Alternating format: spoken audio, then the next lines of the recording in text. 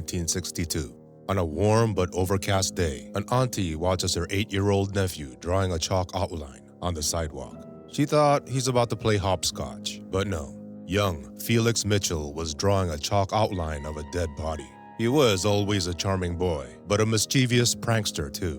By the time he was in his 20s, Felix Mitchell was raking in serious money a month from heroin sales. Known as Felix the Cat, he was the leader of the 6ix9ine mob and described by the police as one of Oakland's biggest drug kingpins. But how does a young buck from the projects turn whole city blocks into his heroin distribution center? From housing projects to hustling project, Felix Mitchell grew up in San Antonio Village, the 69th Avenue housing projects in East Oakland. He started by running small packages of dope for older dealers while still a teenager. First, moving weed, and later, heroin. It wasn't glamorous at first, just a walk from one end of the block to the other for quick cash, a few crumpled bills for beer and cigarettes. But in a neighborhood where steady work was disappearing, that small job hinted at a booming business. San Antonio Village had been built after World War II, part of Oakland's post-war housing boom, when shipyards, warehouses, and factories drew in workers, including many black families arriving from the South. By the late 60s, it all collapsed. Industries dried up, plants closed, and folks who could afford to leave fled to the suburbs. What was left behind was hollowed-out buildings, boarded-up windows, and ominous stairwells. This economic vacuum was ripe for crime to take root. In this environment, small hustles blossomed. You'd see cars getting fixed in parking lots, bootleg records trading hands, and shorties moving swag. By the early 1970s, heroin blew up in Oakland, and demand was insatiable. For someone paying close attention, the streets weren't just chaos, they were potential income streams. Felix paid close attention. Other kids kept an eye out for the police to avoid getting hassled, but he studied the patterns, the cops' shift changes. He learned to set up lookouts and signal systems, quick, low-profile cues to warn crews when police rolled through. Sometimes the alerts were a whistle, other times a subtle hand signal, or a beer bottle getting smashed on the ground. Whatever they were, it was faster than a CB radio and became a slick maneuver. His earliest circle wasn't a crew in the business sense, not yet. These were childhood friends, cousins, or older neighbors who had each other's backs long before anyone made money. Trust came built in, and he valued that. When he dropped out of high school, quietly, without notice, he suddenly had entire days to work on making loot. At first, he kept a clean-cut look, moving product for others, watching how they handled their business. Even in these low-level transactions, he stuck to certain rules. No cash stored with drugs, separate people for each side of the deal, and no product left where it could be seen. He noticed who got arrested and the mistakes that led to it, and just as importantly, who seemed to avoid those mistakes. He didn't preach about his methods, but he worked as if every sale was part of a bigger plan. As his profits steadied, he already had a business model, trusted lookouts, dependable hiding spots, and a tight inner circle. The name 6ix9ine Mob didn't exist yet, but the core pieces were in place. What he had learned in those stairwells and courtyards was that running a street operation wasn't just about selling. It was about protecting the process, keeping rivals and the cops at arm's length, and clamping down on any loose parts. Those lessons were about to pay off. The same skills that helped a shorty survive in the projects would soon be used to control entire blocks. And on 69th Avenue, seismic shifts were already starting to grumble, building the 6ix9ine Mob fortress. By the mid-70s, 69th Ave was no longer just another East Oakland block. It operated under its own order, and that order came from Felix. If you didn't live there or weren't coming to buy, you were clocked and you got tested. The people watching from doorways and stairwells weren't just some looky-loos. They were deciding your fate. Strangers never stayed long. Felix had reshaped the San Antonio Village so that his rules carried more weight than Andre the Giant sitting on a Cadillac. Most Oakland dealers at the time focused on a crew, a corner, maybe an apartment building, if they were big enough. Felix's approach was different. He concentrated his business into a single, defensible hub. By limiting the access of going in and out, he could monitor movement, cut down risks, and turn the entire area into a well-oiled machine. If you control the gateway, you control the flow. And for him, the most important flow was product and money. Reports from his era say he paid neighborhood kids. Some accounts claim as much as $100 a day to keep watch over entrances and nearby streets. For a teenager in the 70s, that was serious money, more than the neighborhood adults' legitimate jobs. Their MO was simple: know who belonged, spot uniforms, ID the unmarked police cars, and send the warning when danger was close. A whistle, a casual hand signal, small cues that let the crew clear anything incriminating before the cops could get close. Inside this perimeter, Felix kept the organization insulated with a clear separation of duties. He separated roles. People who handled cash didn't hold product, so a single arrest rarely exposed the full operation. That gap between the money and the drugs made it harder for police to pin serious charges on anyone they caught. For all its simplicity, the system anticipated tactics that would later become standard in the dope game. The name of his crew reflected the trust that held it together. He called it the 6ix9ine Mob, drawn from 69th Avenue, with Mob doubling as MOB, my other brother. It was a name that signaled loyalty, making the work feel less like a loose business arrangement and more like family. But holding a block went beyond managing dealers and lookouts. It meant building relationships with the people who weren't involved in the trade, but lived in the hood.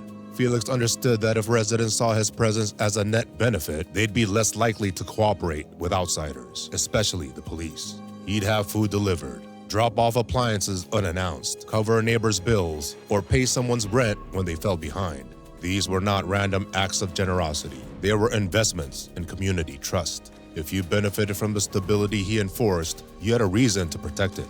Violence was contained as much as possible. Any trouble that threatened the business was handled quickly, whether it came from an outsider testing the boundaries or someone inside drawing too much heat. That control kept the avenue quieter than most would expect for a hotspot of heroin distribution, which made it harder for police to justify raids. With that foundation secure, the 6ix9ine Mob could operate without constant fear of disruption. And with the home base protected, the question became how much further that model of control could go when applied beyond East Oakland. From neighborhood boss to all-city kingpin. By the late 70s, Felix Mitchell's operation had moved far beyond a neighborhood hustle. Estimates vary. Some contemporary reports put his take into hundreds of thousands per month, and some sources suggest he brought in nearly $1 million in peak months. Overall estimates included figures to about $5 million a year. Even today, that's a fat bag. For someone who used to run packages for pocket money, this was now a syndicate. The way he had built his base on 69th Avenue meant wholesale shipments could arrive, get broken down into smaller units, and head straight out to the feeds, fast.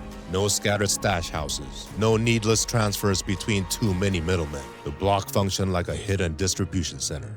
That efficiency created problems for others. Two of the biggest names, Funktown USA, led by Harvey Wissington, and the family, headed by Mickey Moore, saw his rising dominance as a threat. Funktown operated close by and didn't want to lose buyers to a crew across town. The family was better organized, well-resourced, and got comfortable defending their territory. With Mitchell taking over more blocks, the beef was inevitable. What could have been low-level competition escalated quickly into contests over the heroin supply itself, not just the street corners where it was sold. Felix's reach kept growing. He extended distribution beyond Oakland into Sacramento and Vallejo, and is reported to have had links out to Detroit. He had geography and control. Building those lines meant trusted couriers, securing storage in new markets, and keeping tight communication with his suppliers. The result was leverage. If he flooded an area or cut the flow, he could dictate prices. Small players found it less risky to operate under his umbrella than to try competing, which only expanded his influence. The profits didn't just buy weapons or cars. They helped fund a public image campaign. Mitchell would show up at youth events, sponsor sports teams, pay funeral costs, and donate to causes that landed him in the local news. To some residents, he looked like a community figure as much as a drug boss. That goodwill meant fewer people were willing to speak to the police. I mean, who are they gonna talk to? The man who bought them a new refrigerator? Or some cop asking questions? But control attracted pressure. In the summer of 1980, violence between his crew and rivals spiked in what Oakland came to know as Bloody August. Over the next few weeks, multiple murders and shootouts made it all too real. Law enforcement attention grew, and federal surveillance began to intensify in the months to come. After that bloody summer, reports say Mitchell's crews began carrying heavier firepower, AR-15s among them, and organizing raids into rival territories. These were calculated moves aimed at intimidation and deterrence. Crossing him would bring not just retaliation, but business foreclosures. Competitors used similar tactics, and the arms race between crews made the streets even more treacherous. Despite the violence and attention, the 6ix9ine mob structure let it keep functioning. Roles were clearly divided, security layers stayed in place, and cash flow kept moving. Even when parts of the network took a hit, the rest kept operating. That discipline held for years, keeping Felix at the top while others fell away. By 1983, the noose began to tighten. Mitchell was arrested that year while visiting a child in a Los Angeles hospital. 2 years later, in 1985, he was convicted and sentenced to life in prison. You're gonna want to stay to find out what happened to this guy in prison. It wasn't pretty. Law enforcement had finally put their case together, built in part on the same predictability and scale that made his operation strong. His story was already bigger than the man. What he built, how he maintained it, and what it meant for Oakland would echo long after the courtroom closed. A little before our time, but C.R.U.S.H unit used to live near Fillmore and Haight across the bay in San Francisco, and some of the gangsters in that area still claim 6ix9ine mob.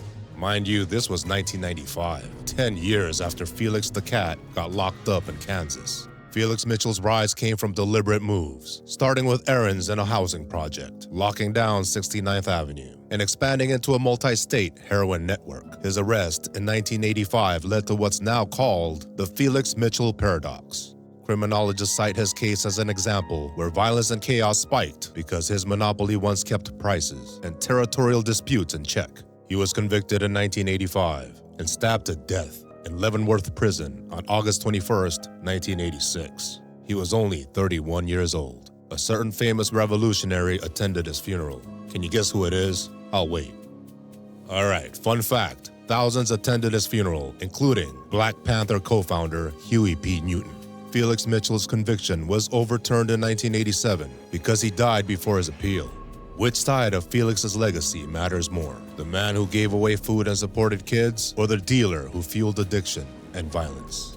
He did want to go legit after all. And if you think that's a pipe dream, how many entertainers can you name who flipped dope money into recording contracts? If you want more origin stories like this, smash that like and leave your take below. Thank you for watching. Peace.